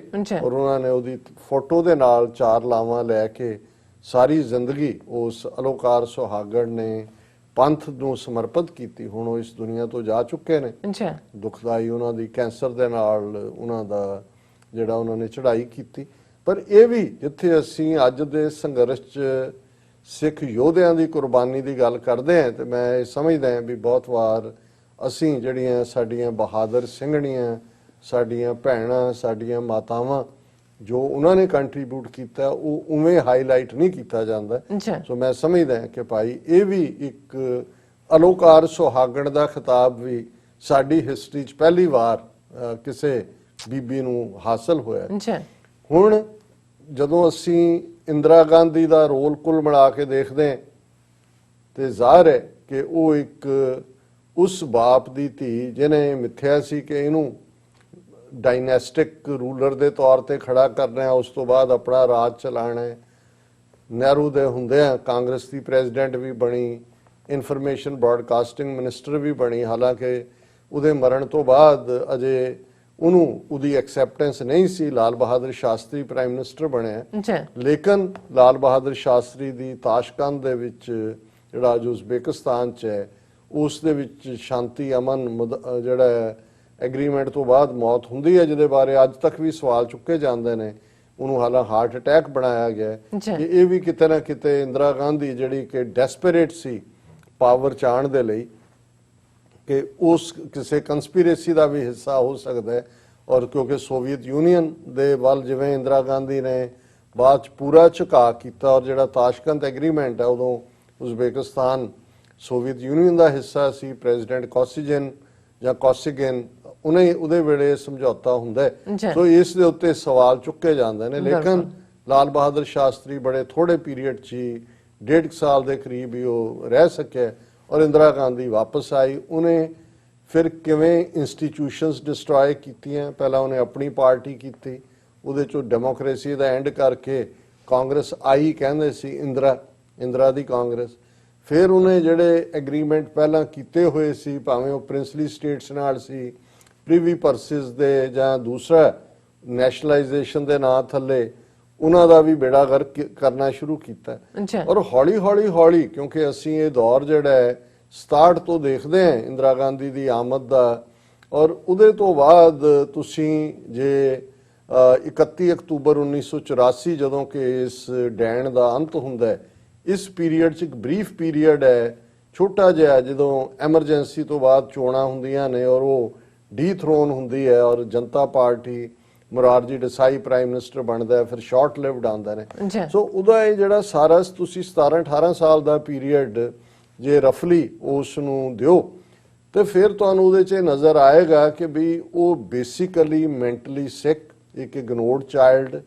ਨਹਿਰੂ ਦੀਆਂ ਕਿਸ ਕਿਸਮ ਦੀਆਂ ਹਰਕਤਾਂ ਰਹੀਆਂ ਮੈਂ ਉਹਦੀ ਡੀਟੇਲ 'ਚ ਨਹੀਂ ਜਾਵਾਂਗਾ। ਇਹਦੀ ਮਾਂ ਕਮਲਾ ਨਹਿਰੂ ਟੀਵੀ ਦੇ ਨਾਲ ਮਰੀ, ਜਿਵੇਂ ਗਾਂਧੀ ਦੀਆਂ ਮਾੜੀਆਂ ਕਰਤੂਤਾਂ ਹਰਕਤਾਂ ਕਰਕੇ ਉਹਦੀ ਘਰ ਵਾਲੀ ਵੀ ਕਸਤੂਰਬਾ ਗਾਂਧੀ, ਉਹ ਵੀ ਟੀਵੀ ਦੇ ਨਾਲ ਮਰੀ ਹੈ। ਇੱਕ ਵੱਖਰਾ ਚੈਪਟਰ ਹੈ ਕਿ ਵੀ ਕਿਵੇਂ ਇਹ ਲੋਕ ਜਿਨ੍ਹਾਂ ਨੂੰ ਇੱਕ ਬੜੇ ਆਈਕਨ ਔਰ ਆਈਡੀਅਲ ਦੇ ਤੌਰ ਤੇ ਪ੍ਰੈਜ਼ੈਂਟ ਕੀਤਾ ਗਿਆ, ਇਹਨਾਂ ਦੀਆਂ ਨਿੱਜੀ ਜ਼ਿੰਦਗੀਆਂ ਦੇ ਵਿੱਚ ਕਿਸ ਕਿਸਮ ਦਾ ਗੰਦ ਸੀ, ਉਹ ਇਹਨਾਂ ਦੀ ਔਲਾਦ ਚੰਗੀ ਤਰ੍ਹਾਂ ਜਾਣਦੀ ਸੀ। ਉਹੀ ਹੈ ਜੇ ਤੁਸੀਂ ਗਾਂਧੀ ਦੀ ਔਲਾਦ ਦੇਖੋ, ਉਹਦੇ ਟੱਬਰ ਜਾਂ ਉਹਨੇ ਅੱਗੋਂ ਕੀ ਕੀਤਾ, ਕਿੱਧਰ ਗਏ, ਉਹਨਾਂ ਨੂੰ ਪਤਾ ਸੀ ਵੀ ਇਹ ਸਾਡਾ ਫਰਾਡੀਆ ਪਿਓ ਹੈ। ਔਰ ਇੰਦਰਾ ਗਾਂਧੀ ਇੱਕ ਟਰਬਲ ਚਾਈਲਡਹੁੱਡ ਉਹ ਸਾਰੇ ਨੂੰ ਦੇਖਦੇ ਆ ਔਰ ਉਹਦਾ ਹਰ ਚੀਜ਼ ਦੀ ਉਹਦੀ ਫੇਲਿਅਰ ਅਸੀਂ ਦੇਖਦੇ ਆ। ਜਿਹੜਾ ਫੈਮਿਲੀ ਲਾਈਫ ਦੇ ਵਿੱਚ ਵੀ ਫਿਰੋਜ਼ ਗਾਂਧੀ ਦੇ ਨਾਲ ਵਿਆਹੀ ਜਾਂਦੀ ਹੈ ਤੇ ਕਿਵੇਂ ਉਹਦਾ ਫਿਰੋਜ਼ ਗਾਂਧੀ ਦਾ ਵੀ ਅੰਤ ਹੁੰਦਾ ਹੈ। ਹਾਲਾਂ ਉਹ ਇੱਕ ਬੜਾ ਵੋਕਲ ਐਮਪੀ ਵੀ ਰਿਹਾ ਔਰ ਵੱਡਾ ਇੱਕ ਸੋਚਵਾਨ ਸੀ, ਲੇਕਿਨ ਜਦੋਂ ਤੁਹਾਡੇ ਅੰਦਰ ਇੱਕ ਉਸ ਕਿਉਂਕਿ ਇਹ ਮੈਂ ਇਸ ਲਈ ਵੀ ਬਿਆਨ ਕਰ ਰਿਹਾ ਕਿ ਅੱਜ ਜਦੋਂ ਤੁਸੀਂ ਮੋਦੀ ਦਾ ਮਾਈਂਡਸੈਟ ਦੇਖਦੇ ਹੋ ਜਾਂ ਈਵਨ ਪ੍ਰੈਜ਼ੀਡੈਂਟ ਟਰੰਪ ਦਾ ਵੀ ਦੇਖਦੇ ਹੋ, ਬਿਲਕੁਲ, ਜਿਹਦੇ ਲਈ ਅੱਜ ਇੱਕ ਲਫ਼ਜ਼ ਬੜਾ ਕਾਮਨ ਇਸਤੇਮਾਲ ਕੀਤਾ ਜਾਂਦਾ ਹੈ, ਨਾਰਸਿਸਿਸਟ। ਜਦੋਂ ਤੁਸੀਂ ਕਿਸੇ 'ਚ ਡਿਕਟੇਟਰਾਨਾ ਰੁਚੀਆਂ ਦੇਖਦੇ ਹੋ ਜਾਂ ਇਹ ਨਾਰਸਿਸਿਸਟ ਕੀ ਹੁੰਦੇ ਨੇ, ਇਹਨਾਂ ਦੇ ਫਿਰ ਜੇ ਤੁਸੀਂ ਪ੍ਰੋਫਾਈਲ ਦੇਖੋਗੇ ਵੀ ਇਹ ਇਹਨਾਂ ਦੀ ਅਪਬ੍ਰਿੰਗਿੰਗ ਕਿਵੇਂ ਹੋਈ, ਇਹ ਇੱਕ ਮੈਂਟਲ ਸਿਕਨੈਸ ਹੈ ਕਿ ਜਿਹਦੇ ਥੱਲੇ ਤੁਸੀਂ ਸੈਲਫ ਪ੍ਰੇਜ਼ ਹੀ ਸੁਣਨਾ ਚਾਹੁੰਦੇ ਹੋ, ਬਿਲਕੁਲ ਹਰ ਚੀਜ਼ ਤੇ ਤੁਸੀਂ ਕੰਟਰੋਲ ਕਰਨਾ ਚਾਹੁੰਦੇ ਹੋ, ਕਿਤੇ ਨਾ ਕਿਤੇ ਤੁਹਾਡੇ 'ਚ ਅਹਿਸਾਸੇ ਕਮਤਰੀ ਹੈ, ਇਨਫੀਰੀਅਰਿਟੀ ਕੰਪਲੈਕਸ, ਔਰ ਤੁਸੀਂ ਦੂਸਰਿਆਂ ਨੂੰ ਤਕਲੀਫ ਦੇ ਕੇ ਉਸ 'ਚੋਂ ਸੈਟੀਸਫੈਕਸ਼ਨ ਕੱਢਦੇ ਹੋ ਔਰ ਉਹਦੇ ਨਾਲ ਤੁਹਾਨੂੰ ਤੁਹਾਡੀ ਈਗੋ ਨੂੰ ਜਿਹੜਾ ਉਹ ਸਕੂਨ ਮਿਲਦਾ ਹੈ, ਤੁਹਾਡੀ ਈਗੋ ਸੈਟੀਸਫਾਈ ਹੁੰਦੀ ਹੈ। ਸੋ ਇੰਦਰਾ ਗਾਂਧੀ ਦੇ ਉਹ ਸਾਰੇ ਟ੍ਰੇਟ ਜੋ ਹਿਟਲਰ ਦੇ ਸੀ ਜਾਂ ਮਸੋਲਿਨੀ ਦੇ ਸੀ ਜਾਂ ਅੱਜ ਜਿਸ ਤਰੀਕੇ ਨਾਲ 1 ਬਿਲੀਅਨ 350 ਮਿਲੀਅਨ ਲੋਕ ਮੋਦੀ ਦੇ ਥੱਲੇ ਸਫ਼ਰ ਕਰ ਰਹੇ ਨੇ ਔਰ ਆਉਣ ਵਾਲਾ ਪੀਰੀਅਡ ਕੀ ਹੋਏਗਾ, ਇਹ ਉਹ ਇੰਦਰਾ ਗਾਂਧੀ ਜਿਸ ਨੇ ਇੱਕ ਸਟੇਜ ਦੇ ਉੱਤੇ ਫੈਸਲਾ ਕਰ ਲਿਆ ਕਿ ਵੀ ਹੈਲ ਵਿਦ ਡੈਮੋਕ੍ਰੇਸੀ, ਜਦੋਂ ਉਹਨੂੰ ਅਨਪਪੂਲਰ ਹੁੰਦੀ ਚਲੀ ਗਈ ਔਰ ਸੋਵੀਅਤ ਯੂਨੀਅਨ ਉਹਦੀ ਬੈਕ ਤੇ ਸੀ ਕਿ ਭਾਈ ਪਾਵਰ ਡਾਇਰੈਕਟ ਲੈ ਲਓ ਸਾਰੀਆਂ, ਔਰ ਜਿਹਨੂੰ ਐਮਰਜੈਂਸੀ ਕਿਹਾ ਜਾਂਦਾ ਹੈ ਜਿਹੜੀ ਲਾਗੂ ਕੀਤੀ ਜਾਂਦੀ ਹੈ 70s ਦੇ ਵਿੱਚ, ਜਿਹੜਾ 76 ਦੇ ਵਿੱਚ, ਉਹਦਾ ਮਕਸਦ ਹੀ ਇਹ ਸੀ ਸਾਰੀਆਂ ਸਿਵਲ ਲਿਬਰਟੀਜ਼ ਖਤਮ। ਔਰ ਉਸ ਵੇਲੇ ਜੋ ਮਾਹੌਲ ਕੀ ਸੀ ਕਿ ਵੀ ਜਿਹਨੂੰ ਉਹਨਾਂ ਦਾ ਹੀ ਜਿਹੜਾ ਪ੍ਰੈਜ਼ੀਡੈਂਟ ਸੀ ਉਸ ਵੇਲੇ ਕਾਂਗਰਸ ਦਾ ਡੀ.ਕੇ. ਬਰੂਆ, ਉਹਨੇ ਕਿਹਾ India is Indira and Indira is India. ਨਤੀਜਾ ਸਭ ਸਿਵਲ ਲਿਬਰਟੀਜ਼ ਖਤਮ, ਸਟੇਟ ਬਾਕੀ ਸਾਰੇ ਸੁਸਰੀ ਵਾਂਗ ਸੌਂ ਗਏ ਤੇ ਸਿੱਖ ਕੌਮ ਖਲੋਤੀ, ਐਮਰਜੈਂਸੀ ਦੇ ਖਿਲਾਫ ਮੋਰਚਾ ਲਾਇਆ, ਲਗਭਗ 21-22 ਮਹੀਨਾ ਮੋਰਚਾ ਚੱਲਿਆ, 40,000 ਤੋਂ ਜ਼ਿਆਦਾ ਸਿੱਖਾਂ ਨੇ ਗ੍ਰਿਫਤਾਰੀ ਦਿੱਤੀ। ਇਵੈਂਚੁਅਲੀ ਇੰਦਰਾ ਗਾਂਧੀ ਨੇ ਐਮਰਜੈਂਸੀ ਤੋੜੀ ਇਸ ਭੁਲੇਖੇ 'ਚ ਕਿ ਉਹਨੂੰ ਮੈਜੋਰਿਟੀ ਹੈ ਮਿਲੇਗੀ, ਉਹਦੀਆਂ ਏਜੰਸੀਆਂ ਨੇ ਜੋ ਉਹਨੂੰ ਖਬਰ ਦਿੱਤੀ, ਪਰ ਨਤੀਜਾ ਦੂਸਰੇ ਪਾਸੇ ਰਿਹਾ। ਪਰ ਇੱਕ ਗੱਲ ਉਹਦੇ 'ਚੋਂ ਸਾਫ਼ ਨਿਕਲੀ ਕਿ ਉਹਦੇ ਆਕਾ ਸੋਵੀਅਤ ਯੂਨੀਅਨ ਨੇ, KGB ਪੂਰੀ ਐਕਟਿਵ ਸੀ ਦਿੱਲੀ ਦੇ ਵਿੱਚ, ਰਾਹ ਜਿਹੜਾ ਇੰਦਰਾ ਗਾਂਧੀ ਨੇ ਹੀ ਬਣਾਇਆ ਔਰ ਉਹਦਾ ਹੀ ਕਸ਼ਮੀਰੀ ਪੰਡਤ RN ਰਾਓ ਜਿਹੜੀ ਇਹਨਾਂ ਦੀ ਅੱਜ ਵੀ ਸਭ ਤੋਂ ਵੱਡੀ ਖੁਫੀਆ ਏਜੰਸੀ ਹੈ, ਉਹਦਾ ਕਰਤਾ ਧਰਤਾ ਸੀ। ਉਹਨਾਂ ਨੇ ਦੇਖਿਆ ਕਿ ਵੀ ਜੇ ਬ੍ਰਾਹਮਣਵਾਦੀ ਰਾਜ ਭਾਰਤ ਦੇ ਵਿੱਚ ਕਰਨਾ ਹੈ, ਕਿਉਂਕਿ ਉਸ ਤੋਂ ਪਹਿਲਾਂ ਜੋ ਹਸ਼ਰ ਪਾਕਿਸਤਾਨ ਨੂੰ ਤੋੜ ਕੇ 2 ਹਿੱਸਿਆਂ 'ਚ ਇੰਦਰਾ ਗਾਂਧੀ ਨੇ ਕੀਤਾ ਸੀ, ਉਹਨੂੰ ਵਾਜਪਾਈ ਨੇ ਦੁਰਗਾ ਮਾਤਾ ਦਾ ਅਵਤਾਰ, ਆਲਰੇਡੀ ਦੁਰਗਾ ਬਣ ਗਈ ਸੀ। ਹੁਣ ਜੇ ਦੁਰਗਾ ਰਾਖਸ਼ ਨਹੀਂ ਹੈ, ਰਾਖਸ਼ਾਂ ਦਾ ਅੰਤ ਕਰਨ ਵਾਲੀ ਕਿਹਾ ਜਾਂਦਾ, ਪਰ ਖੁਦ ਉਹ ਜੇ ਉਹ ਰਾਖਸ਼ ਨਹੀਂ ਹੈ ਤੇ ਉਹਨੇ ਫਿਰ ਹਰ ਇੱਕ ਦਾ ਖੂਨ ਪੀਣਾ ਜਿਹੜਾ ਉਹਨੂੰ ਲੱਗਦਾ ਹੈ ਕਿ ਵੀ ਉਹਨੂੰ ਚੈਲੰਜ ਹੈ। ਸੋ ਐਮਰਜੈਂਸੀ ਨੂੰ ਚੈਲੰਜ ਕਰਨਾ ਸਿੱਖਾਂ ਦੇ ਲਈ ਇਹ ਕੁਆਲੀਫਿਕੇਸ਼ਨ ਬਣ ਗਿਆ ਇਹਨਾਂ ਦੀਆਂ ਨਜ਼ਰਾਂ 'ਚ ਕਿ ਵੀ ਇਸ ਕੌਮ ਨੂੰ ਕਲੈਕਟਿਵਲੀ ਸਬਕ ਸਿਖਾਇਆ ਜਾਏ।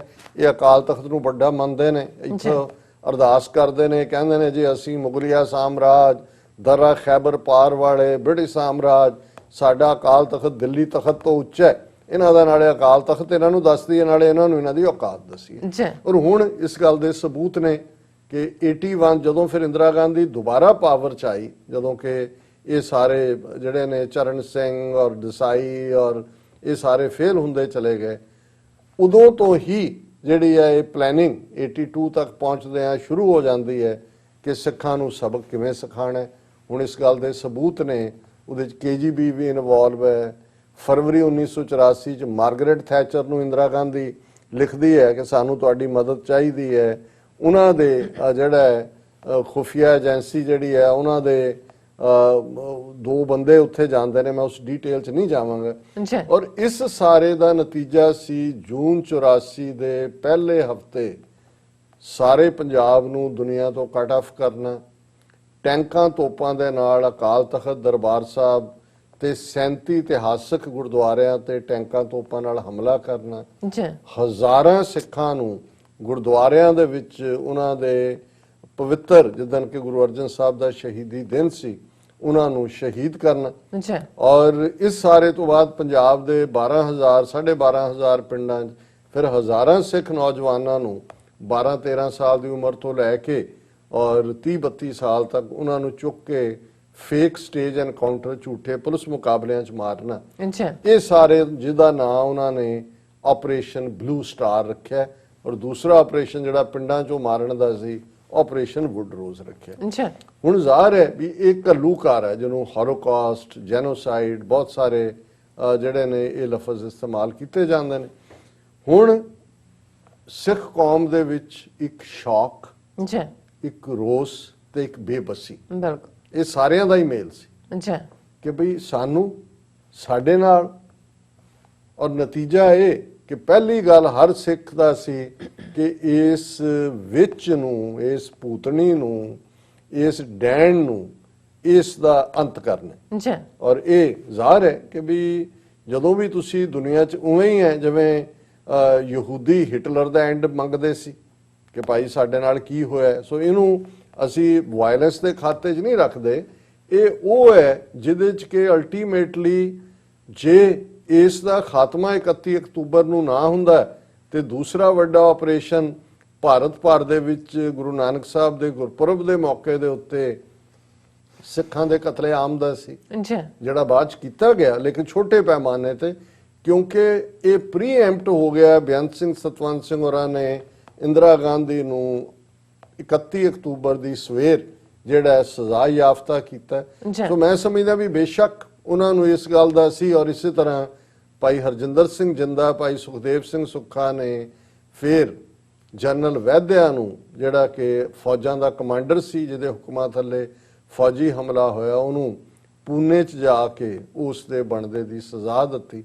ਸੋ ਇਹ ਇੱਕ ਉਹ ਬਹਾਦਰੀ ਭਰਿਆ ਕਾਰਨਾਮਾ ਹੈ। ਬੇਸ਼ੱਕ ਹਜ਼ਾਰਾਂ ਸਿੱਖ ਅਗਲੇ ਨਵੰਬਰ ਦੇ ਪਹਿਲੇ ਹਫਤੇ ਅਸੀਂ ਜ਼ਿਕਰ ਕਰਾਂਗੇ ਕਿਉਂਕਿ ਇਹ ਸਾਰਾ ਹੀ ਜੈਨੋਸਾਈਡ ਵੀਕ ਹੈ ਨਵੰਬਰ ਦਾ। ਉਹ ਉਹਨਾਂ ਭੀੜਾਂ ਨੇ, ਹਿੰਦੂਤਵੀ ਭੀੜਾਂ ਜਿਨ੍ਹਾਂ ਦੀ ਲੀਡ ਕਾਂਗਰਸ, RSS ਇਹ ਲੋਕ ਕਰਦੇ ਸੀ, ਰਾਜੀਵ ਗਾਂਧੀ ਨੇ ਇਹ ਪਲਾਨ ਕੀਤਾ। ਲੇਕਿਨ ਇਸ ਸਭ ਦੇ ਬਾਵਜੂਦ ਇਹ ਜਿਹੜਾ ਹਿਸਟਰੀ ਦਾ ਇੰਨਾ ਵੱਡਾ ਕਾਰਨਾਮਾ ਹੈ ਜਿਸ ਨੂੰ ਅਸੀਂ ਜਦੋਂ ਇਹ ਪੜ੍ਹਦੇ ਹਾਂ ਕਿ ਇਹ ਸਜ਼ਾ ਯਾਫਤਾ ਕਰਨਾ, ਜੈਕਾਰ ਕੀਓ ਧਰਮੀਆਂ ਕਾ ਪਾਪੀ ਕੋ ਦੰਡ ਦਿਓ ਹੈ, ਕਿਉਂਕਿ ਇਹ ਰੱਬ ਦਾ ਹੁਕਮ ਹੈ ਕਿ ਭਾਈ ਇਹ ਜਿਹੜਾ ਪਾਪੀ ਹੈ, ਸਿਨਰ ਹੈ, ਜ਼ੁਲਮ ਕਰਨ ਵਾਲਾ ਹੈ, ਉਹਨੂੰ ਸਜ਼ਾ ਯਾਫਤਾ ਕਰਨਾ ਹੈ। ਔਰ ਇਸ ਸਾਰੇ ਦੇ ਵਿੱਚ ਭਾਈ ਕੇਰ ਸਿੰਘ, ਕਿਉਂਕਿ ਭਾਈ ਬੇਅੰਤ ਸਿੰਘ, ਭਾਈ ਸਤਵੰਤ ਸਿੰਘ ਇਹ ਦੋਨੋਂ ਔਨ ਡਿਊਟੀ ਹੁੰਦੇ ਆ, ਇਹਨਾਂ ਨੇ ਇਹ ਸੇਵਾ ਨਿਭਾਈ ਉਹਨੂੰ ਸਜ਼ਾ ਦੇਣ ਦੀ। ਲੇਕਿਨ ਭਾਈ ਬੇਅੰਤ ਸਿੰਘ ਹੋਰਾਂ ਨੂੰ ਮੌਕੇ ਤੇ ਸ਼ਹੀਦ ਕਰ ਦਿੱਤਾ ਗਿਆ। ਇਸ ਲਈ 31 ਅਕਤੂਬਰ ਦਾ ਦਿਨ ਸ਼ਹੀਦ ਭਾਈ ਬੇਅੰਤ ਸਿੰਘ ਦਾ ਸ਼ਹੀਦੀ ਦਿਨ ਵੀ ਹੈ। ਔਰ ਭਾਈ ਸਤਵੰਤ ਸਿੰਘ ਜਿਹੜੇ ਬਹੁਤ ਸੀਰੀਅਸ ਜ਼ਖਮੀ ਕੀਤੇ ਗਏ, ਉਹ ਸਰਵਾਈਵ ਕੀਤੇ। ਔਰ ਬਾਅਦ 'ਚ ਉਹਨਾਂ ਨੇ ਭਾਈ ਬੇਅੰਤ ਸਿੰਘ ਹੋਰਾਂ ਦੇ ਨਜ਼ਦੀਕੀ ਰਿਸ਼ਤੇਦਾਰ ਭਾਈ ਕੇਰ ਸਿੰਘ, ਉਹਨਾਂ ਨੂੰ ਵੀ ਇਸ ਕੇਸ 'ਚ ਧੁਰ ਲਿਆ, ਇਹ ਕਹਿ ਕੇ ਕਿ ਜੀ ਕੇਰ ਸਿੰਘ ਨੇ ਬੇਅੰਤ ਸਿੰਘ ਨੂੰ ਅੰਮ੍ਰਿਤ ਛਕਣ ਦੀ ਪ੍ਰੇਰਨਾ ਕੀਤੀ ਸੀ ਕਿ ਭਾਈ ਉਹ ਅੰਮ੍ਰਿਤ ਛਕੇ, ਕਿਉਂਕਿ ਇਸ ਤੋਂ ਬਿਨਾਂ ਉਹਦੇ 'ਚੋਂ ਹੌਸਲਾ ਨਹੀਂ ਸੀ ਬਣ ਰਿਹਾ ਕਿ ਉਹਨੇ ਇਹ ਬਦਲਾ ਲੈਣਾ। ਸੋ ਜ਼ਾਹਰ ਹੈ ਕਿ ਇਹਨੂੰ ਜਿਹਨੂੰ ਜੁਡੀਸ਼ੀਅਲ ਮਰਡਰ ਅਸੀਂ ਕਹਿੰਦੇ। ਔਰ ਭਾਈ ਸਤਵੰਤ ਸਿੰਘ ਔਰ ਭਾਈ ਕੇਰ ਸਿੰਘ ਦੇ ਉੱਤੇ ਉਹੀ ਫੇਕ ਡੰਮੀ ਕੈਂਗਰੂ ਕੋਰਟ ਜਿਹਨੂੰ ਕਹਿੰਦੇ ਨੇ ਮੁਕੱਦਮਾ ਚੱਲਿਆ। ਔਰ ਅਖੀਰ 6 ਜਨਵਰੀ 1999 ਨੂੰ ਉਹਨਾਂ ਦੋ ਯੋਧਿਆਂ ਨੂੰ ਤਿਹਾੜ ਜੇਲ੍ਹ ਦਿੱਲੀ ਦੇ ਵਿੱਚ ਫਾਂਸੀ ਦਿੱਤੀ ਗਈ। ਔਰ ਜ਼ਾਹਰ ਹੈ ਕਿ ਇਹ ਤਿੰਨੋਂ ਹੀ ਸਾਡੇ ਯੋਧੇ, ਸ਼ਹੀਦ ਭਾਈ ਬੇਅੰਤ ਸਿੰਘ, ਭਾਈ ਸਤਵੰਤ ਸਿੰਘ, ਭਾਈ ਕੇਰ ਸਿੰਘ, ਇਹੀ ਨਹੀਂ ਕਿ ਸਾਡੀਆਂ ਯਾਦਾਂ 'ਚ ਨੇ 36 ਸਾਲ ਤੋਂ। ਇਹ ਸਿੱਖ ਇਤਿਹਾਸ ਦੇ ਰੋਸ਼ਨ ਸਿਤਾਰੇ ਵੀ ਬਣੇ। ਔਰ ਇਹਨਾਂ ਨੇ ਜਿਹੜੀ ਸਿੱਖੀ ਪਰੰਪਰਾ ਜਿਹਦੇ ਥੱਲੇ ਜ਼ਾਹਰ ਹੈ ਕਿ 10ਵੇਂ ਪਾਤਸ਼ਾਹ ਦਾ ਇਹ ਫਰਮਾਨ ਹੈ ਕਿ ਭਾਈ ਮੈਂ ਆਇਆ ਹੀ ਇਸ ਦੁਨੀਆ 'ਚ ਇਸ ਲਈ ਸੀ, ਯਾਹੀ ਕਾਜ ਧਰਾ ਹਮ ਜਨਮੰ, ਸਮਝ ਲਿਹੋ ਸਾਧੂ ਸਭ ਮਨਮੰ, ਧਰਮ ਚਲਾਵਨ ਸੰਤ ਉਬਾਰਨ, ਦੁਸ਼ਟ ਸਬਨ ਕੋ ਮੂਲ ਉਪਾਰਨ। ਕਿ ਮੈਂ ਇਸ ਲਈ ਦੁਨੀਆ 'ਚ ਆਇਆ ਤਾਂ ਕਿ ਵੈਲਿਊਜ਼ ਆਫ ਰਾਈਟੀਅਸਨੈਸ, ਧਰਮ ਕਿਸੇ ਫਿਰਕੇ ਦਾ ਨਾਂ ਨਹੀਂ ਹੈ, ਰਾਈਟੀਅਸਨੈਸ ਠੀਕ ਕਦ, ਜਿਹਨੂੰ ਗੁਰੂ ਸਾਹਿਬ ਨੇ ਕਿਹਾ ਸੀ ਸ਼ੁਭ ਕਰਮਨ ਤੇ ਕਬਹੂ ਨਾ ਟਰੋ, ਕਿ ਮੈਂ ਕਦੇ ਵੀ ਚੰਗੇ ਕੰਮਾਂ ਤੋਂ ਪਿੱਛੇ ਮੇਰਾ ਪੈਰ ਨਾ ਜਾਏ ਜੀ ਔਰ ਇਹੀ ਜਿਹੜਾ ਹੈ। ਔਰ ਦੂਸਰਾ ਕਿ ਉਸ ਸਿਸਟਮ ਕ੍ਰੀਏਟ ਕਰਨਾ ਜਿੱਥੇ ਭਲੇ ਲੋਕ ਉਭਰਨ ਜੀ। ਔਰ ਦੁਸ਼ਟ ਸਬਨ ਕੋ ਮੂਲ ਉਪਾਰਨ, ਟਾਇਰੈਂਟਸ ਨੂੰ ਸਜ਼ਾ ਯਾਫਤਾ ਕਰਨਾ। ਬਿਲਕੁਲ ਖਾਲਸੇ ਦੇ ਜ਼ਿੰਮੇ ਵੀ ਇਹੀ ਕੰਮ ਲਾਇਆ ਗਿਆ ਹੈ ਕਿ ਖਾਲਸਾ ਸੋਏ ਜੋ ਨਿਰਧਨ ਕੋ ਪਾਲੇ, ਖਾਲਸਾ ਸੋਏ ਜੋ ਦੁਸ਼ਟ ਕੋ ਗਾਲੇ। ਜੀ ਖਾਲਸਾ ਪ੍ਰੋਟੈਕਟਰ ਹੈ ਨਿਰਧਨ ਦਾ, ਗਰੀਬ ਦਾ, ਬਿਲਕੁਲ ਲੇਕਿਨ ਖਾਲਸਾ ਪਨਿਸ਼ ਕਰਦਾ ਹੈ ਟਾਇਰੈਂਟ ਨੂੰ। ਸੋ ਅਸੀਂ ਅੱਜ ਆਪਣੀਆਂ ਯਾਦਾਂ ਦੇ ਵਿੱਚ 36 ਸਾਲ ਬਾਅਦ ਜਿੱਥੇ ਭਾਈ ਬੇਅੰਤ ਸਿੰਘ, ਭਾਈ ਸਤਵੰਤ ਸਿੰਘ, ਭਾਈ ਕੇਰ ਸਿੰਘ ਔਰ ਅਲੋਕਾਰ ਸੁਹਾਗਣ ਬੀਬੀ ਸੁਰਿੰਦਰ ਕੌਰ ਨੂੰ ਯਾਦ ਕਰ ਰਹੇ ਹਾਂ, ਉੱਥੇ ਸਾਡੇ ਜ਼ਿੰਮੇ ਇਹ ਫਰਜ਼ ਵੀ ਹੈ ਕਿ ਬੇਸ਼ੱਕ ਇੰਦਰਾ ਗਾਂਧੀ ਦੇ ਅੰਤ ਦੇ ਨਾਲ ਇੱਕ ਡਾਇਨੈਸਟੀ ਦਾ ਅੰਤ ਹੋਇਆ, ਇੱਕ ਖੂਨੀ ਡੈਣ ਦਾ ਅੰਤ ਹੋਇਆ ਜੀ ਔਰ ਫਿਰ ਪੰਜਾਬ ਦੇ ਵਿੱਚ ਸਿੱਖਾਂ ਨੇ ਆਪਣੀ ਆਜ਼ਾਦੀ ਦੀ ਲੜਾਈ ਵੀ ਪੂਰੇ ਜ਼ੋਰ ਸ਼ੋਰ ਨਾਲ ਲੜੀ, ਜਿਹਦੇ ਵਿੱਚ 1.5 ਲੱਖ ਤੋਂ ਜ਼ਿਆਦਾ ਦਸ਼ਮੇਸ਼ ਪਿਤਾ ਦੇ ਸਪੁੱਤਰ ਸਪੁੱਤਰੀਆਂ ਨੇ ਆਪਣੇ ਸਰੀਰਾਂ ਦੇ ਨਜ਼ਰਾਨੇ ਗੁਰੂ ਚਰਨਾਂ ਦੇ ਵਿੱਚ ਭੇਟ ਕੀਤੇ। ਜੀ ਲੇਕਿਨ ਅੱਜ ਉਸੇ ਹੀ ਲਾਈਨ ਦਾ, ਉਸੇ ਹੀ ਤਰਜ਼ ਦਾ ਬਦਤਰ ਇੱਕ ਡਿਕਟੇਟਰ, ਉਹੀ ਨਾਰਸਿਸਿਸਟ ਜੀ ਨਰਿੰਦਰ ਮੋਦੀ, ਜਿਹਨੇ ਭਾਰਤ ਦੇ ਵਿੱਚ ਉਹ ਜਿਹਾ ਹੀ ਜ਼ੁਲਮ ਪਸਾਰਿਆ ਹੋਇਆ ਹੈ। ਬਿਲਕੁਲ ਉਹ ਘੱਟ ਗਿਣਤੀ ਮੁਸਲਮਾਨ ਹੋਣ 200 ਮਿਲੀਅਨ ਤੋਂ ਜ਼ਿਆਦਾ ਹੈ। ਕਸ਼ਮੀਰ 'ਚ 80 ਲੱਖ ਕਸ਼ਮੀਰੀ ਕਿਵੇਂ ਖੁੱਲੀ ਜੇਲ੍ਹ 'ਚ ਡੱਕੇ ਹੋਏ ਨੇ ਪਿਛਲੇ 14 ਮਹੀਨਿਆਂ ਤੋਂ। ਉਹ ਭਾਰਤ ਦੇ ਨਕਸ਼ੇ 'ਚ ਈਸਾਈ ਹੋਣ 200 ਮਿਲੀਅਨ ਤੋਂ ਜ਼ਿਆਦਾ, ਦਲਿਤ, ਸ਼ਡਿਊਲ ਕਾਸਟ, ਸ਼ਡਿਊਲ ਟ੍ਰਾਈਬਸ, ਇਹ ਸਾਰੇ ਹੋਣ ਔਰ ਧੱਕੇ ਨਾਲ ਜਿਹਨੂੰ ਰਾਜ ਕਰਨਾ ਕਹਿੰਦੇ ਨੇ। ਜੀ ਸੋ ਅਸੀਂ ਸਮਝਦੇ ਹਾਂ ਕਿ ਵੀ ਬੇਸ਼ੱਕ ਇਹ ਇੱਕ ਜਿੱਥੇ ਅਸੀਂ ਇੱਕ ਜਸਟਿਸ ਦੀ ਗੱਲ ਕਰਦੇ ਹਾਂ, ਅਸੀਂ UN ਚਾਰਟਰ 'ਚ ਯਕੀਨ ਰੱਖਦੇ ਹਾਂ, ਇੰਟਰਨੈਸ਼ਨਲ ਲਾਅ 'ਚ ਯਕੀਨ ਰੱਖਦੇ ਹਾਂ ਔਰ ਅਸੀਂ ਸਮਝਦੇ ਹਾਂ ਕਿ ਜੇ ਜ਼ਾਲਮ ਜਾਂ ਕੋਈ ਵੀ ਟਾਇਰੈਂਟ ਰਜੀਮ ਤਾਕਤ ਦੇ ਨਾਲ ਕਿਸੇ ਆਵਾਜ਼ ਨੂੰ ਦਬਾਉਣਾ ਚਾਹੁੰਦਾ ਹੈ ਜੀ ਤੇ ਫਿਰ ਉਸ ਦਾ ਹਸ਼ਰ ਵੀ, ਔਰ ਇਹ ਗੱਲ ਕੋਈ ਸਾਡੇ ਕਹਿਣ ਦੀ ਨਹੀਂ ਹੈ, ਦੁਨੀਆ ਦਾ ਇੱਕ ਵੱਡਾ ਧਰਮ, ਸਭ ਤੋਂ ਵੱਡਾ ਧਰਮ ਕ੍ਰਿਸਚੀਅਨਿਟੀ ਹੈ ਔਰ ਬਾਈਬਲ ਉਹਨਾਂ ਦੀ ਮੇਨ ਪਵਿੱਤਰ ਪੁਸਤਕ ਹੈ ਔਰ ਇਹ ਜੀਸਸ ਦੇ ਲਫ਼ਜ਼ ਨੇ ਕਿ ਦੋਜ਼ ਹੂ ਲਿਵ ਬਾਈ ਦਾ ਸੌਰਡ ਡਾਈ ਬਾਈ ਦਾ ਸੌਰਡ, ਜੀ ਕਿ ਜਿਹੜੇ ਫਿਰ ਤਾਕਤ ਦੇ ਨਸ਼ੇ 'ਚ, ਤਾਕਤ ਦੇ ਬਲਬੂਤੇ ਨਾਲ, ਤਲਵਾਰ ਦੇ ਸਹਾਰੇ ਜਿਉਂਦੇ ਨੇ, ਉਹ ਤਲਵਾਰ ਦੇ ਨਾਲ ਹੀ ਜਾਂਦੇ ਨੇ। ਬਿਲਕੁਲ ਸੋ ਅਸੀਂ ਇਹ ਸਮਝਦੇ ਹਾਂ ਕਿ ਇੰਟਰਨੈਸ਼ਨਲ ਕਮਿਊਨਿਟੀ ਦਾ ਇਹ ਫਰਜ਼ ਹੈ ਕਿ ਉਹ ਇੰਟਰਵੀਨ ਕਰੇ ਉਹਨਾਂ ਦੀਆਂ ਇੰਸਟੀਟਿਊਸ਼ਨਸ, ਕਿ ਭਾਰਤ ਦੇ ਵਿੱਚ ਜਿਹੜਾ ਧੱਕਾ ਹੋ ਰਿਹਾ ਜਿਸ ਰਜੀਮ ਵੱਲੋਂ, ਜੀ ਤਾਂ ਕਿ ਅਦਰਵਾਈਜ਼ ਇਹ ਇੱਕ ਵਿਸ਼ੀਅਸ ਸਰਕਲ ਵੀ ਬਣ ਜਾਂਦਾ ਹੈ ਲੰਬਾ ਵਕਤ, ਅਜਾਈ ਖੂਨ ਖਰਾਬਾ ਵੀ ਹੁੰਦਾ ਹੈ। ਪਰ ਜੇ ਕੋਈ ਤਰੀਕਾ ਨਾ ਬਚੇ ਤੇ ਫਿਰ ਉਹੀ UN ਦਾ ਪ੍ਰੀਐਂਬਲ ਅਸੀਂ ਅਕਸਰ ਦੁਹਰਾਉਂਦੇ ਕਿ if a man is not to be compelled as a last resort to rebellion, his human rights must be protected by the rule of the law। ਜੀ ਕਿ ਜੇ ਕਿਸੇ ਇਨਸਾਨ ਨੂੰ ਬਗਾਵਤ ਦੇ ਅਖੀਰਲੇ ਰਸਤੇ ਤੇ ਜਾਣ ਤੋਂ ਰੋਕਣਾ ਹੈ ਤੇ ਹਰ ਹਾਲਤ ਵਿੱਚ ਉਹਦੇ ਇਨਸਾਨੀ ਹੱਕਾਂ ਦੀ ਰਾਖੀ ਹੋਣੀ ਚਾਹੀਦੀ ਹੈ, ਬਿਲਕੁਲ ਉਹਦੇ ਇਨਸਾਨੀ ਹੱਕ ਮਹਿਫੂਜ਼ ਹੋਣੇ ਚਾਹੀਦੇ। ਜੀ ਡਾਕਟਰ ਸਾਹਿਬ ਤੁਹਾਡਾ ਬਹੁਤ ਬਹੁਤ ਸ਼ੁਕਰੀਆ। ਸੋ ਇੱਥੇ ਲੈਣੇ ਬ੍ਰੇਕ ਤੋਂ ਪਹਿਲਾਂ ਅਸੀਂ ਆਪਣੇ ਦਰਸ਼ਕਾਂ ਤੇ ਸਰੋਤਿਆਂ ਨੂੰ ਅਪੀਲ ਤੇ ਬੇਨਤੀ ਕਰਦੀ ਹੈ, ਪਹਿਲਾਂ ਤੇ ਵਿਊਅਰਸ ਤੁਹਾਨੂੰ TV84 ਵੱਲੋਂ ਸ਼ੁਭ ਕਾਮਨਾਵਾਂ ਕਿ ਤੁਸੀਂ ਪਹਿਲੇ ਦਿਨ ਤੋਂ ਹੀ TV84 ਨੂੰ ਆਪਣਾ ਬਹੁਤ ਸਾਰਾ ਪਿਆਰ, ਵਿਸ਼ਵਾਸ ਤੇ ਜਿਹੜਾ ਡੋਨੇਸ਼ਨ ਜਿਹੜਾ ਭੇਜਿਆ। ਸੋ TV84 ਜਿਹੜਾ ਹੈਗਾ ਉਹ ਗੁਰੂ ਨਾਨਕ ਸਾਹਿਬ ਦੀਆਂ ਜਿਹੜੀਆਂ ਟੀਚਿੰਗਸ ਨੇ, ਜਿਹੜੀ ਸਾਂਝੀ ਵਾਲਤਾ ਦੀਆਂ ਜਿਹੜੀਆਂ ਟੀਚਿੰਗਸ ਨੇ ਉਸ ਨੂੰ ਪ੍ਰਸਾਰ ਤੇ ਪ੍ਰਚਾਰ ਰਿਹਾ ਹੈ। ਸੋ TV84 ਜਿਹੜੀ ਹੈ ਉਹ ਤੁਹਾਡੀ ਡੋਨੇਸ਼ਨ ਦੀ ਹੱਕਦਾਰ ਹੈ। ਉਹ TV84 ਨੂੰ ਚਲਾਉਣ ਵਾਲੀ ਮਦਰ ਆਰਗੇਨਾਈਜੇਸ਼ਨ ਗਲੋਬਲ ਸਿੱਖ ਅਫੇਅਰਸ ਮੀਡੀਆ ਇੰਕ ਇੱਕ not for profit and tax exempt organisation ਹੈ। ਸੋ ਇਸ ਨੂੰ ਦਿੱਤੀ ਗਈ ਇੱਕ ਵੀ ਜਿਹੜੀ ਤੁਹਾਡੀ ਪੈਨੀ ਹੈ ਉਹ ਟੈਕਸ ਡਿਡਕਟੇਬਲ ਹੈ। ਸੋ ਡੋਨੇਸ਼ਨ ਕਰਨ ਲਈ ਤੁਸੀਂ TV84 ਦੀ ਐਪ ਤੇ ਜਾ ਕੇ ਜਾਂ ਫਿਰ TV84.tv ਤੇ ਜਾ ਕੇ ਡੋਨੇਟ ਦੇ ਬਟਨ ਨੂੰ ਫੋਲੋ ਕਰੋ। ਤੁਸੀਂ ਆਪਣੀ ਜਿਹੜੀ ਡੋਨੇਸ਼ਨ ਹੈ ਆਟੋ ਪੇ ਰਾਹੀਂ ਮੰਥਲੀ ਜਾਂ ਫਿਰ ਵਨ ਸ਼ਾਟ ਵੀ ਤੁਸੀਂ ਸਾਨੂੰ ਡੋਨੇਟ ਕਰ ਸਕਦੇ ਹੋ। ਸੋ ਡੋਨੇਟ ਕਰਨ ਲਈ ਤੁਸੀਂ ਜੋ ਬੈਂਕ ਅਕਾਊਂਟ, ਜਾਲੀ ਹਰ ਕਿਸਮ ਦਾ credit card, debit card, PayPal ਦੀ ਵਰਤੋਂ ਕਰ ਸਕਦੇ ਹੋ। ਸੋ TV84 ਦੇ ਨਾਮ ਤੇ ਤੁਸੀਂ ਚੈੱਕ ਬਣਾ ਕੇ ਸਾਨੂੰ ਮੇਲ ਵੀ ਕਰ ਸਕਦੇ ਹੋ ਸਾਡੇ ਇਸ ਪਤੇ ਤੇ 36-01 37th Avenue, Long Island City, New York 11101 USA, ਜਾਂ ਫਿਰ ਤੁਸੀਂ ਸਾਨੂੰ ਫੋਨ ਰਾਹੀਂ ਵੀ ਸੰਪਰਕ ਕਰ ਸਕਦੇ ਹੋ ਸਾਡੇ ਫੋਨ ਨੰਬਰ ਤੇ WhatsApp ਤੇ 5166191984, ਜਾਂ ਫਿਰ ਤੁਸੀਂ ਸਾਨੂੰ ਈਮੇਲ ਵੀ ਕਰ ਸਕਦੇ ਹੋ support@tv84.tv ਤੇ। ਤੁਹਾਡਾ ਬਹੁਤ ਬਹੁਤ ਸ਼ੁਕਰੀਆ। ਸੋ ਇੱਥੇ ਲੈਣੇ ਬ੍ਰੇਕ। ਵਿਊਅਰਸ ਤੁਸੀਂ ਸਾਡੇ ਨਾਲ ਇਸੇ ਤਰ੍ਹਾਂ ਹੀ ਬਣੇ ਰਹਿਣਾ। ਮਿਲਦੇ ਹਾਂ ਛੋਟੇ ਜਿਹੇ ਬ੍ਰੇਕ ਤੋਂ ਬਾਅਦ।